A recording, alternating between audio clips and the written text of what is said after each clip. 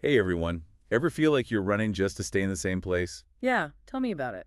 Groceries getting pricier, rent going up? It's a common story these days, especially for the middle class. It's tough out there. So today we're diving deep into Vice President Kamala Harris's plan to tackle these kitchen table issues head on. We're talking about her 2024 policy book, A New Way Forward for the Middle Class. Which, by the way, is over 80 pages of proposals. But don't worry, we've read it so you don't have to. Think of us as your policy decoders, cutting through the jargon to bring you the juicy bits. What's in this plan? How it might actually impact your life? And maybe even a few did you know facts to impress your friends. And it's all particularly relevant right now because while we're hearing that inflation is cooling down, anyone who's been to the grocery store lately knows that some prices haven't gotten the memo. So true. Harris's plan aims to address that disconnect head on. Okay, so let's break down this plan. It's got two main parts. Lower costs for middle-class families. That's the immediate relief we're all craving. And build an opportunity economy to help Americans get ahead and build wealth. So short-term help and a long-term vision. Exactly. It recognizes that putting out immediate fires is important, but so is building a system where everyone has a fair shot at success. Love that. Okay, so let's dive into part one, lowering costs. Right off the bat, Harris is proposing tax cuts for a whopping 100 million Americans. You heard that right, 100 million. And a big piece of that is making the expanded child tax credit permanent. Remember that Boost families got a while back. This plan wants to make that a reliable year-after-year safety net, not just a one-time thing. And we're talking up to $3,600 per child. That's $300 more each month that families could use for groceries, rent, or that much-needed childcare. And it's not just about easing the financial squeeze. The research shows that when the child tax credit was expanded before, 70% of parents said they felt less stressed about money. Girl, That's huge. stress relief, A&D, more money for essentials. Sign me up. The plan also highlights how this tax credit could significantly reduce child poverty, especially for Black and Hispanic families. Absolutely. The data shows the potential here is enormous. We could see Black child poverty drop by over 50% and Hispanic child poverty by 43%. These aren't just numbers on a page. They represent real children getting a better shot at life. Now that's what I call making a difference. Speaking of making a difference, remember those empty grocery store shelves at the beginning of the pandemic? Oh, man, don't remind me. This plan tackles that head-on with a three-pronged approach to making our food supply chain more resilient. Right, because who wants to be caught in another situation where we're scrambling for essentials? So the plan aims to diversify our food sources so we're not relying on just a handful of suppliers. It also wants to make the market more competitive, which basically means preventing those situations where a few giant corporations control prices. Makes sense. More competition usually means better prices for us. But here's the really interesting part. A federal ban on price gouging. Is that even possible?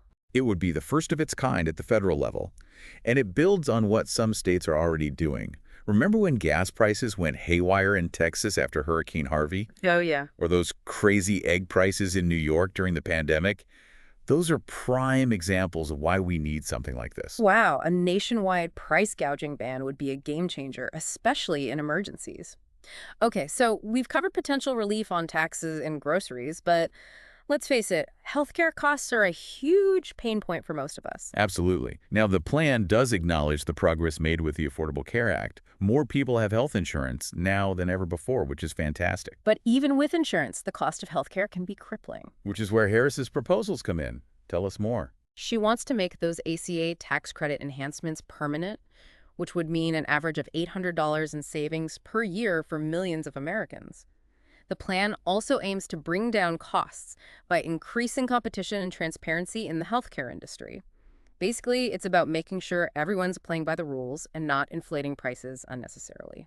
So it's about making healthcare more affordable, whether you get insurance through work, through the ACA marketplace, or you're one of the millions who are still uninsured. Exactly. And it's not just about costs, it's about access, too. The plan emphasizes strengthening veterans' health care through the PAYCT Act and working with states to tackle the crushing burden of medical debt. It's like they're trying to cover all the bases. And speaking of covering all the bases, medical debt is something that impacts a lot of people. It can affect your credit score, your ability to buy a home, even your mental health. It's great to see a plan that addresses this directly. It's about giving people a fresh start, a chance to build a better financial future without being weighed down by past medical bills. All right, so we've talked about putting more money back in your pocket with lower taxes, groceries, and healthcare costs. But Harris's plan doesn't stop there. It's also about creating opportunities, so you're not just getting by, but actually getting ahead. Exactly. It's one thing to address those immediate cost pressures, but the goal is to build an opportunity economy, one where everyone has a real shot at achieving their version of the American dream. And for a lot of people, that dream includes owning a home. But with rising interest rates and the cost of housing through the roof, it feels impossible for many. So how does Harris plan to make that dream a reality for more Americans? Well, she acknowledges right off the bat that there's a huge shortage of affordable housing, so her plan tackles this from multiple angles.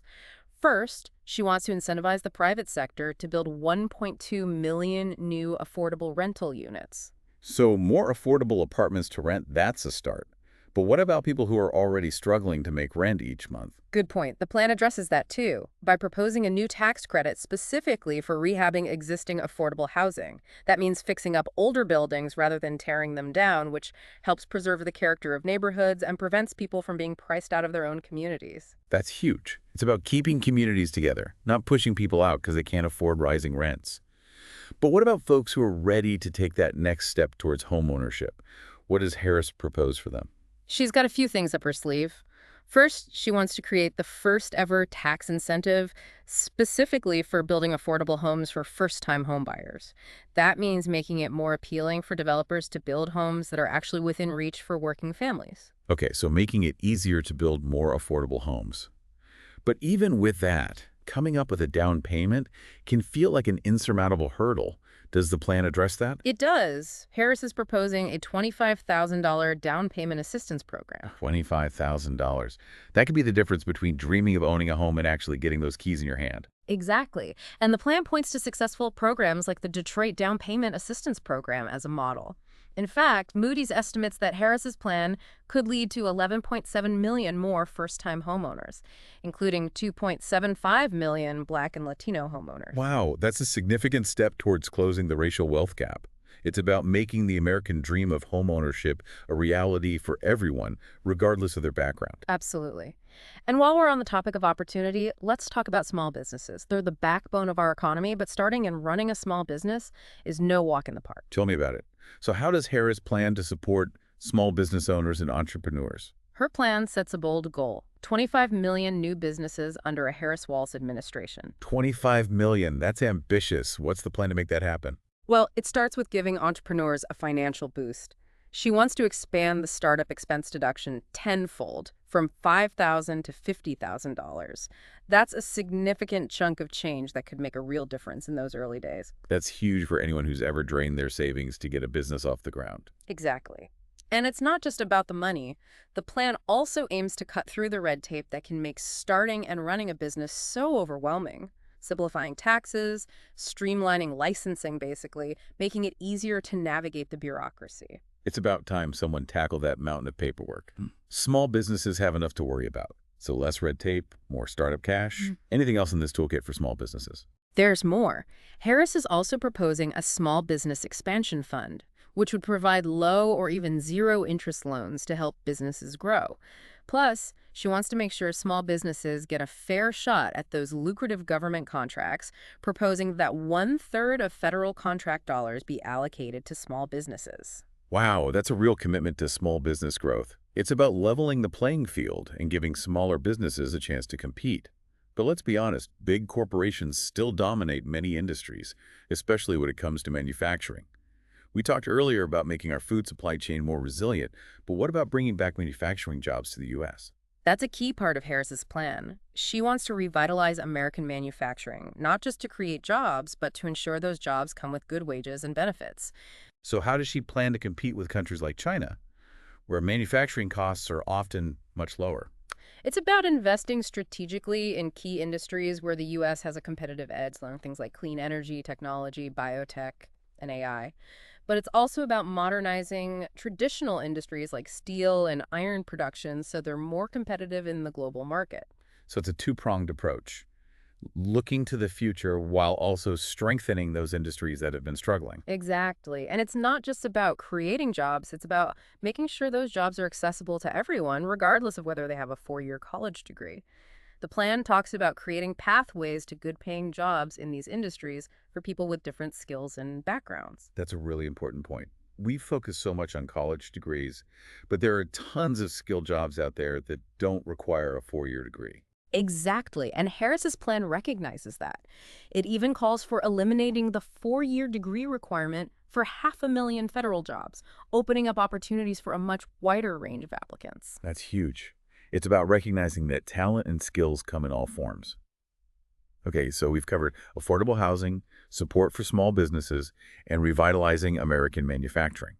But what about the caregiving crisis? Childcare costs are through the roof, elder care is a major issue, and let's not even get started on the lack of paid family leave in this country. How does Harris's plan address these challenges? You're preaching to the choir. These are huge issues for so many families, and they often mean tough choices between work and family. So how does Harris's plan aim to ease that burden and provide more support for caregivers? It recognizes that this isn't just a personal issue, it's an economic one. Right. When parents can't afford childcare or someone has to quit their job to care for a loved one, it hurts everyone. So the plan tackles this on a few fronts. Okay. First, it calls for making quality childcare and pre-K more affordable and accessible. That would be a game changer for so many families. Those early years are crucial for kids' development. But right now, childcare often costs more than rent. Exactly. And on the other end of the spectrum, the plan wants to expand affordable home care for seniors and people with disabilities. This is about giving families options so they don't have to choose between their job and caring for loved ones. That's so important.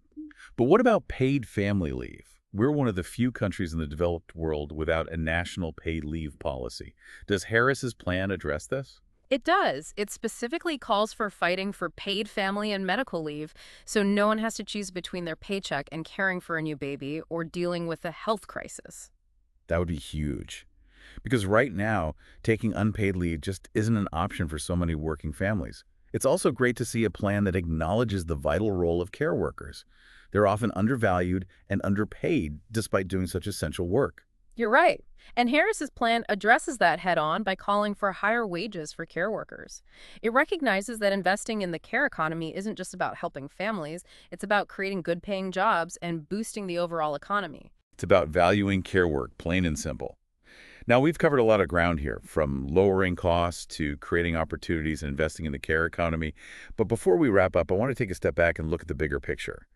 How does Harris's approach to the economy differ from, say, Trump's? That's a great question, and this is where the differences become really stark. Yeah. The two visions are like night and day. For starters, remember those tax cuts we talked about? Harris's plan focuses on putting more money in the pockets of working families. Trump's Project 2025 agenda, on the other hand, relies heavily on a national sales tax. Hold on. And national sales tax, how would that impact everyday Americans? Not in a good way. The source we read estimates it would cost a typical family almost $4,000 more per year. Wow, that's a huge hit. It seems like their approaches to taxes are complete opposites. What about health care? Harris wants to build on the Affordable Care Act, but what's Trump's stance? He's called for repealing the ACA, which could mean millions of Americans losing their health insurance. It would be a major step backward. Talk about a different vision. It's literally the difference between having access to health care and potentially going bankrupt because of medical bills. Okay, so big differences on taxes and health care. What about housing? Harris's plan emphasizes making homeownership more attainable with down payment assistance and incentives for building affordable homes. Okay. Trump's policies, on the other hand, have generally favored deregulation and tax cuts for the wealthy, which haven't done much to make housing more affordable for everyday people. So two very different approaches to the housing crisis. What about their views on small businesses? Harris seems laser-focused on supporting small business growth. Right. But Trump's record is more mixed. While he often touted his support for small businesses, his policies often benefited larger corporations more. Interesting. It's one thing to talk the talk, but it seems like their actions tell a different story. What about manufacturing? We talked about Harris's focus on revitalizing American manufacturing and creating good-paying jobs. Exactly, whereas Trump's approach relied more on tariffs and trade wars, which ultimately didn't result in the kind of manufacturing renaissance he promised. So two different approaches with very different outcomes. It seems like these differences go beyond just individual policies. They represent two fundamentally different views of the role of government in the economy. You hit the nail on the head. It's about whether you believe in investing in working families and creating opportunities for everyone, or whether you favor policies that primarily benefit those at the top. That's a great point. We've covered a lot of ground in this deep dive, from the nitty-gritty of tax credits to the bigger picture of competing economic visions. But before we go, I want to leave our listeners with something to ponder. Oh, I always love a good food for thought moment.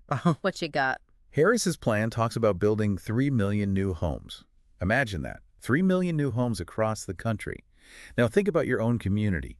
What would that look like in your town or city? Yeah. Would it mean more affordable housing options, more construction jobs? How would it impact your local economy?